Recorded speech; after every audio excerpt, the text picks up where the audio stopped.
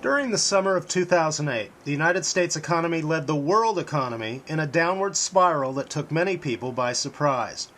After years of speculative Wall Street trading, the use of hedge funds, derivative manipulation, and people using their homes as a cash machine, a tidal wave of debt threatened to bring the world's markets to their knees.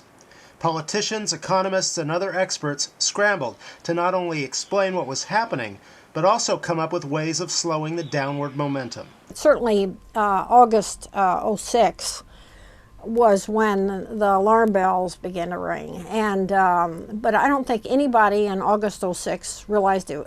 I'm sure there are some people who did, but most of the people I know did not realize how bad it was going to be going forward. And even now, I'm not sure whether people realize it may get worse from here, and nobody can be sure because it's all so free-flowing at this point. Nobody knows exactly.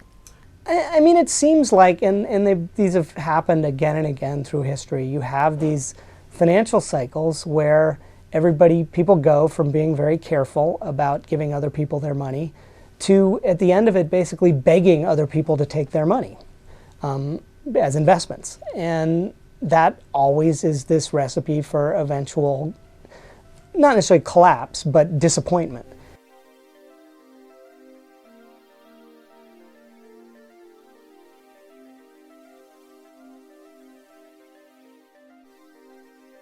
Being in the business, and this used to be floated around a lot. I mean, we all knew working in the business that houses are way overpriced, right? And you had the affordability index versus house prices. I mean, they were like this, affordability was here, house prices over here.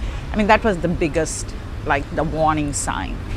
And nobody you knew it was there and you knew everything was overpriced, but nobody said, except a couple of people went out and then shorted the housing market, but not any of these major banks. Beth Lamont is a woman who owns a condominium in a building in Lower Manhattan. She's facing eviction and foreclosure because she can no longer afford the loan that has increased over the last 2 years. Beth Lamont was born in 1929.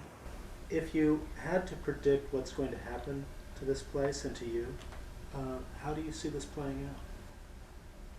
They will come and grab it, and then they'll sell it in good times. It's worth $700,000-800,000. I wanted to hold on to it so it would pass from me to my kids. I wanted each one of them to have an opportunity to go out on this balcony and look at the Statue of Liberty.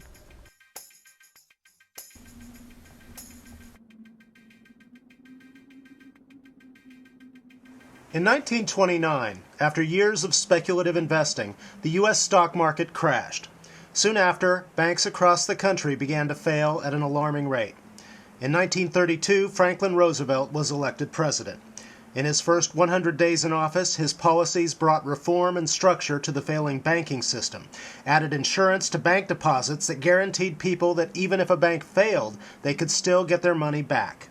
The president also began an ambitious jobs and infrastructure program. At the time, unemployment was holding steady at about 25%.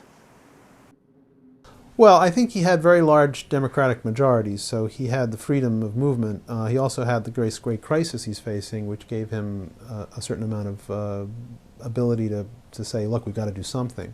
I do think that during the 100 days, he tried to use a wider language that sort of would try to embrace the whole country and sort of say, look, we're facing a national crisis.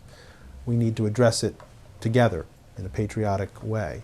So I think certainly during the 100 days he's trying to be broadly bipartisan in the terms of the way he's speaking about what we're facing, the way he's pushing the legislation. He's not trying to be divisive. And again, I think the scale of the crisis and also the fact that he had healthy majorities in the House and the Senate gave him the freedom of action to be able to move swiftly on things.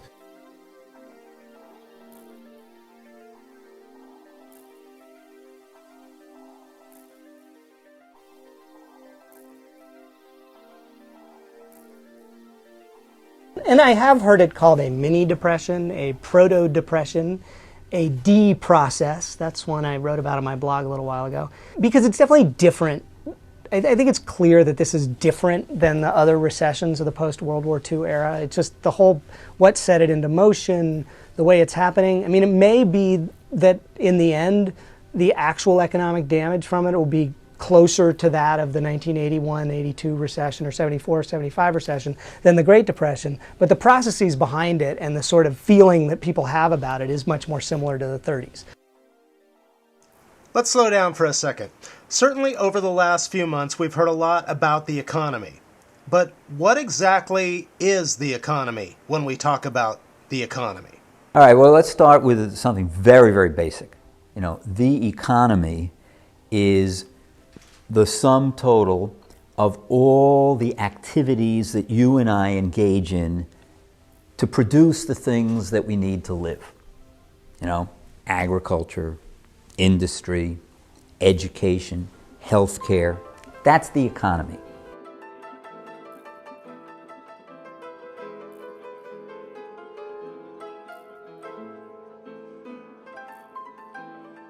"30 years ago, Betty Cunningham opened a gallery in the Soho area of New York City. Now she has a beautiful gallery in the Chelsea area of that same city, and she is feeling the effects of the rapid decline of the economy." Unlike any other downturn that I've lived through, in this instance, the people at the top, financially at the top, the people, the artists who made the most money, are probably being hit as hard, if not harder, than the people that, let's say, didn't sell as well or a little quieter. And I think that's because it just seemed the momentum of this market had gotten so overpressed that I think what happens is people are very distrustful of those big prices, even if they're really good artists that deserve them, or maybe didn't deserve that amount, but deserve the recognition. And so I think that this is the first time that when there's been a downturn, that the classically high 10 that Sotheby's wants to sell, or Christie's or any of the auction houses, they've been hit too. They've hit what I would call a halt in purchase as well. And before it wasn't that way, and I think part of that was because there was a Dubai or there was a Japan that was out there, and there's no other market right now. Sharon Springs is a small, economically depressed upstate New York community. Over the past few months, some of the businesses in this small town have really seen the effects of the economic downturn. Frankly, we're scared because we are always meant to be a recession-proof business. We're an affordable indulgence. There's nothing luxurious about this. You can have breakfast for $7, $8, $10. You can have lunch for $15 a person. You know, the biggest luxury we do are fancy wedding cakes, and that's, you know, an understandable luxury. When our business falls, that means that something is really, really off. People really just can't come. We depend on people coming on a regular basis. So while our business actually did fairly well last summer because of this, as this, you want to call it a depression, or the depression of our lifetime has set in, people have come less frequently.